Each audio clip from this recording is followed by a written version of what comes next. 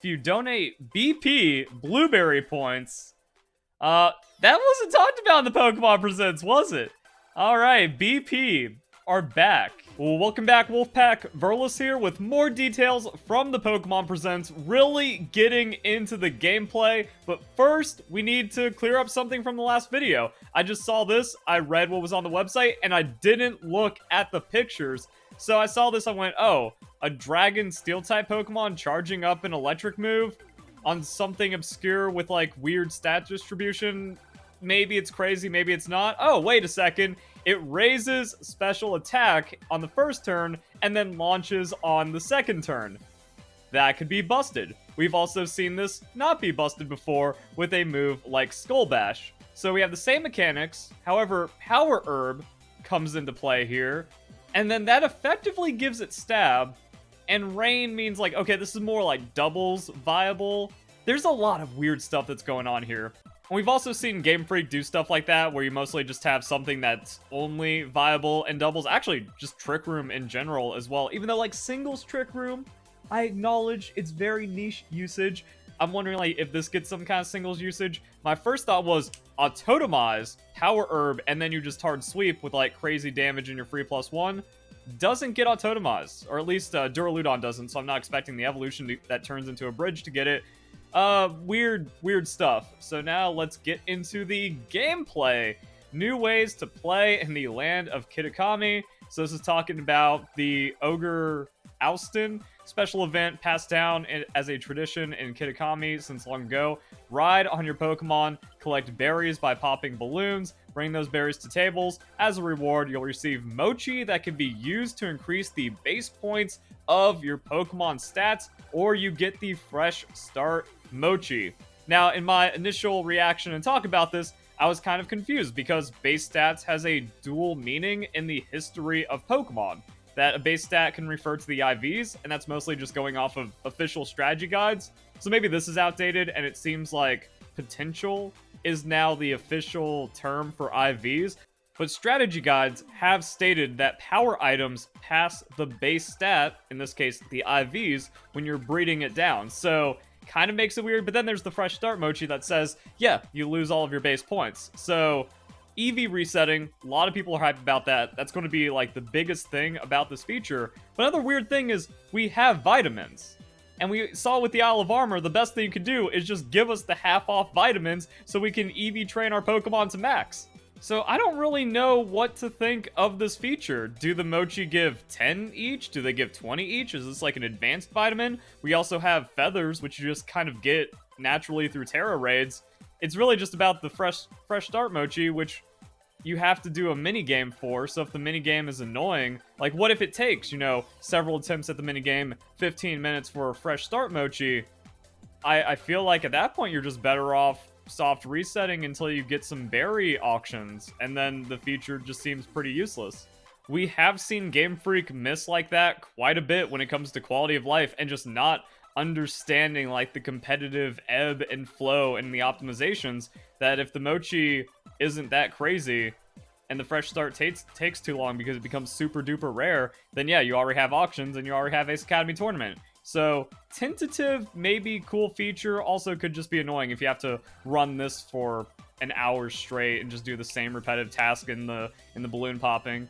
Maybe, also with this, like, maybe you bring your friends in and then you do more, so it might just be like, get lobbies, get a crazy high score a couple of times, and you should be set for a while. But the EV resetting, one of the biggest pain points in the game, as well as just Terra Shards costing too much to change a Terra type.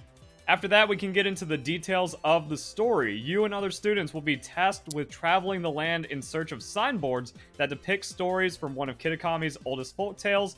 As you learn more about the history, you may even unmask, its mysteries. So what I do like here is like this text, it's a self-guided tour of Kitakami. Learn all about its rich history. So the DLC still taking in the open world aspect of Pokemon Scarlet and Violet, instead of just being like, okay, you have the open world over there. For the DLC, we're going to force you into like some kind of hand-holdy gated story that nobody likes, just like Pokemon Legends. And even though the biggest complaint with Pokemon games for the last couple of years has been, oh, the stories are too hand-holdy and on a rail, they will still defend the most handholdy on-a-rail Pokemon game that restricts your freedom for way too long and just makes the game completely insufferable, on top of the worst gameplay loop ever in Pokemon and all the other trash mechanics. So when I see this, I'm like, okay, good. We just have like freedom. Self-guided tour, you go around, a little bit of story exposition is going to pop itself in, however you do it, and then you just get to chill throughout the DLC with that open world exploration. Sounds great. Miss Briar is a teacher at Blueberry Academy and is in charge of the school trip you'll be embarking on. She'll visit your academy in the Paldea region to meet before setting out. Briar is an extremely inquisitive disposition and shows a keen interest in the terrestrial phenomenon. Something that people have pointed out is that she wears the weird symbols that are on the Pokemon Scarlet and Violet logo. They didn't really go anywhere, so yeah, might have something to do with the terrestrial phenomenon. And then something interesting about the Pokemon Snap side quest in the DLC, because Perrin is looking for a certain Pokemon. So a little bit of mystery right there. Is that like a new undiscovered Pokemon, or is this actually something kind of important for getting Ogerpon, or like progressing the story with Ogerpon? So your search for this mysterious Pokemon will take you to the Timeless Woods, a place where the people of Kitakami rarely tread. With Perrin by your side, you'll be able to take snapshots of Pokemon in the area, and then you can seek out the mysterious Pokemon together. So yeah, since it seems to be a special place of the DLC, might have some kind of connection right there. And that also maybe shows like different branching stories. Kind of like how there were different stories in the Crown Tundra. And then you kind of did all that stuff together. So we have the main one where you do the signboards, and that brings you to the legendaries. And then this could be related to Ogerpon. And then we have some information about the Indigo Disc DLC. So we don't have the release date, still going to be winter. I saw all kinds of weirdos and idiots with their crackpot theories on how everything's delayed because we don't have the release date for the DLC, and we're not getting trailers, and everything seems kind of late, even though Pokemon Presents in August has been a trend for the last couple of years, and it just kind of makes sense. We also have it to where next month, September 13th, is when we're getting the DLC for the Teal Mask. And it even says winter 2023, so it's not going to be like, yeah, but it was delayed to January 2024, whoa! And actually, it's kind of nice. So we have the Mewtwo event, we have the pre-Mewtwo raids, which I've done a video about, so you can check that out. Just go to the channel and see what's going on. Get the best Pokemon Scarlet and Violet content. Like, comment, share, subscribe, notification bell, all the dumb YouTube algorithm stuff. But yeah, we survived summer, we survived the Pokemon gameplay drought, and now, boom, DLC for Teal Mask, straight into winter for Indigo Disc. By the time all of that wears off, we're into Pokemon Presents for 2024, or like Pokemon Day 2024, and we can see the future of Pokemon after that. So, yeah, we did it, boys. Let's see what's going on with the Blueberry Academy. So we have the Elite Four, a double Elite Four. Blueberry Academy has its own Pokemon battling league called the Blueberry League, aka the BB League, where students battle each other and climb the ranks based on their skills. Now, the interesting thing here is, like, if you've already completely smashed Pokemon Scarlet and Violet and you have, like, level 100 Pokemon, or maybe this does, like, auto-leveling to 50 because it's a soft battle facility, because, yeah, that looks kind of battle facility-y over there, so we have, like, our own battle tower in this game. Even if you get, like, auto-leveled and you have, you know, competitive Pokemon, you just smash through this. I wonder if the game's going to let you do that. Like, you do the first run through it, that unlocks the Area Zero story, and then you can just kind of get through that as fast as possible. Or if they might try to gate it in some kind of way. But it'd be pretty cool if, again, like, just going with the open world theme, if you're able to beat the content, they just let you smash through it. School's top 4 trainers are known as the BB League Elite Four, and they're looked up to by the entire student body. So maybe that's going to be it. You know, students battle each other, so you have to climb the ranks, and then you make it to the Elite Four, and it's not only just these kids. And then maybe a little bit of extra gating with the Elite Trials, like the gym challenges, like the trial captains and whatever. To battle one of the BB Elite Four, you must first pass their Elite Trial. Each one is different.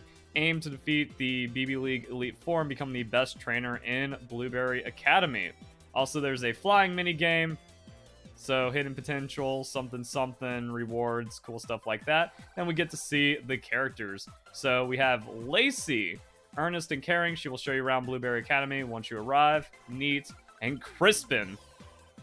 Alright. enjoys cooking and red-hot battles. After club activities are finished, he often puts his cooking skills to work, so he and the other 3 members can all enjoy a meal together. Then we have these 2 characters. Amorous is a word I have not encountered before, and after Googling it, oh, I thought it was like a tactician-y kind of word. No, a person reserved or uncommunicative in speech, saying very little. Yeah, her design really seems like that. Keeps her cool in any situation. Underneath that exterior, she seems to really care about her friends. Yeah, they got that one on the nose. So he may act lackadaisical, but apparently is a force to be reckoned with in battle. He doesn't seem to go to class often, and rumor has it he's had to repeat a year thrice already. Okay, that's confusing, because like if he's the best, but he doesn't attend classes, wouldn't there be a punishment for that? But I guess if there isn't a punishment for that, you just keep getting held back. Well, then you just get to stay at top. Or maybe classes don't matter with this, but that's why you're at Academy. I don't know. But yeah, the trainer with dragons on their clothes and white hair is related to Drayden. It doesn't take a leaker to figure that one out. There is no leak here. There is no rumor. This is just observation skills. Yeah, it gets a bit more on the nose when his signature Pokemon turns into the Driftveil Bridge, but this just further proves that Ku is a fraud, because this is the leak. This is where you tie it all together and be like, oh yeah, the signature Pokemon, it has these traits because it's based off of a character that's from Generation 5. Instead, it was just using like observation skills, making an educated guess, and then lying about that being a leak. And also, why not leak or give the vague riddle about the new Pokemon that were actually revealed? Instead, it was a complete miss on Archaludon, Diplin, and the new Paradox Pokemon. So I think, like, that's it. Like, that should be over for Ku. This proves it's just informed guesses that are vague enough to kind of apply to everything. But then, like, when all the content comes out and we get the real official information, just kind of shows, like, yeah, almost everything Ku has said is just wrong. And what we learned from the real leaker, Kaka, and also previous Pokemon leaks, yeah, information gets out, but Ku's just kind of taking all that in. So it's not like he isn't an insider. He has a source that gives him a little bit of information. Other people have the same information or more information. And then because he has severe mental problems, he just kind of needs that relevancy and all the attention that he gets from making stuff up on social media or taking his like one actual little bit of real information, again, that other people have, and then stretching it to its limit with vague and insane tweets. But yeah, like, there's no credibility to Ku. Again, everything is too vague to be credible, and then there's also way too many inaccuracies and misses to have any reliability inside of Ku. So it's insane the Pokemon community is just that stupid and fraudulent. But back to the real information from the Pokemon Presents, we have the League Club.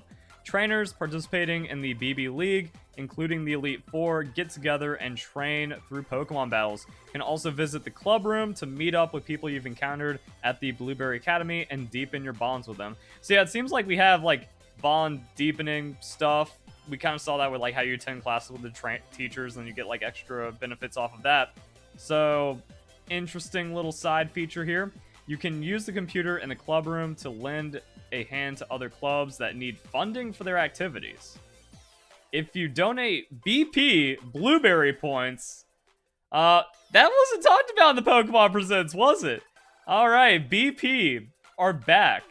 Yeah, that actually tells us a lot about the DLC and a lot about the Blueberry Academy and the gameplay features inside of it. So, you know, the speculation of this being a battle tower or the main battle facility, oh yeah, it seems like it's going to be how it is. So you beat the story, you go through the Elite Four, and then it's probably like what we've already seen, where you go through the trainers again, maybe just like the regular students, 3 of those, 4th one is going to be one of the Elite Four, or maybe some kind of other battle thing, and other way of getting battle points.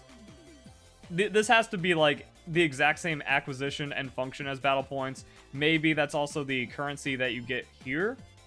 Yeah, you supplement to get it to fly. It's only temporary, and that's an elite trial for flying or something. So maybe go back through that. You can get BP, kind of like how we've seen different ways of getting battle points.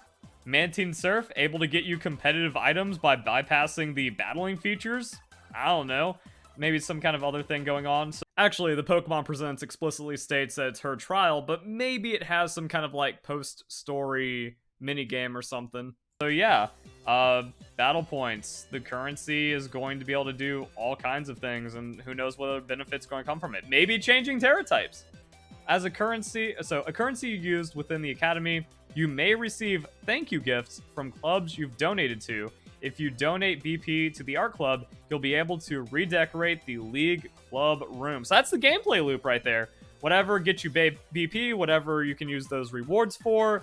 Since you can buy all the competitive items and you can just like fund competitively training Pokemon with just cash or league points, it's going to have to do some different things, but I do like the mini secret base aspect. I wonder if this is fully customizable or if the redecoration is just like, yeah, you get these templates. There's like a fairy room, a grass room, maybe a different kind of room for all the typings, or if it's actually like a secret base and you get to put all of those things in individually, potentially buying them with blueberry points. That actually seems like a really cool and fun gameplay mechanic that has some other benefits inside the gameplay loop. So something to look forward to that actually seems a bit more exciting than the Pokemon Presents let on, and that's why you have to read the website or like, comment, subscribe, notification bell. That way you can get in my content dives on this stuff and figure out what's going on. We also have another new feature, Mass Outbreak Events. So instead of just Terra Raid events, there's going to be Mass Outbreak Events. So a phenomenon in which many of the same species of Pokemon appear in one location. After release of the Teal Mask, limited time Mass Outbreak events will begin. During these events, certain Pokemon will become more likely to appear in mass outbreaks, and the first one is going to be Clefairy. So if you want to get a shiny Clefairy, you want to get a shiny Clefable, actually, that's pretty cool to have competitively, then this is going to be an easy way of doing it. And if they have some like other cool Pokemon, kind of an easier way of setting it up, even though mass outbreaks, if you just time skip, not really too crazy to get. Then the last thing we're going to be talking about, expanded story connecting back to the Paldea region. This is like a really cool part, and it brings together, you know, why is it called the hidden treasure of Area 0? We're going out to like the Teal Mask area and then the Blueberry Academy for the Indigo Disc, and we're learning about the other legendary Pokemon. But no, with this, you know, on top of your school trip in Kitakami, studies abroad, it will tie back to the Paldea region. And then we got to see the new things from like the Pokemon Scarlet and Violet books or like expedition sketches and stuff, and not a lot of information. So maybe that comes together in a cool way. Also opens up potential new Paradox Pokemon and probably closes the book on a lot of the mysteries of the Paldea region. Honestly, Pokemon Scarlet and Violet having one of the strongest stories in the main series of Pokemon. So pretty cool to kind of see how this takes off and how it all comes together, then kind of wrapping that up, but also expanding that with new Pokemon and taking all the other adventures and story stuff from the DLC. So not extra information on the website here, but something else to look forward to. And again, the experience going to feel pretty fleshed out from now until the next Pokemon Day, maybe even a little bit after. And we're going to see what else happens. So if you guys enjoy the video, hope you all have a nice day. Thank you very much for watching.